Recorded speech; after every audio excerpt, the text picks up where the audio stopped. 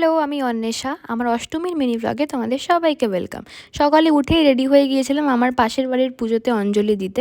আমি খুবই লেট লতিফ, কিন্তু পুজোর সময় যেই সকালে ঢাকের আওয়াজটা কানে আসে তখন আমি আর্লি রাইজার হয়ে যাই।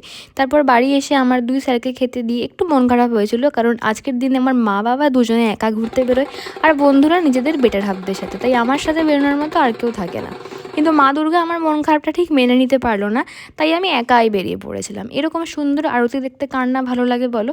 তারপরে গিয়েছিলাম এক দাদার বাড়ির পুজোয়। তোমরাই দেখো মায়ের মুখটা এত মিষ্টি।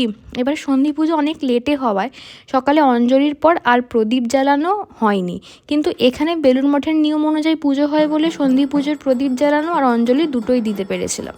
এখানে কিন্তু বলিও হয়, তবে সেটা থোড় বলি। এরকম মিষ্টি সুন্দর একটা পুজো আমি খুব কম দেখেছি, তাই মনে হচ্ছিলো আগে কেন যায়নি। তারপর আরতি আর শীতল ভোগের পর আমরা সবাই ভোগ প্রসাদ খেয়ে আমার অষ্টমীর মিনি ব্লগটা এখানেই শেষ করলাম। টাটা।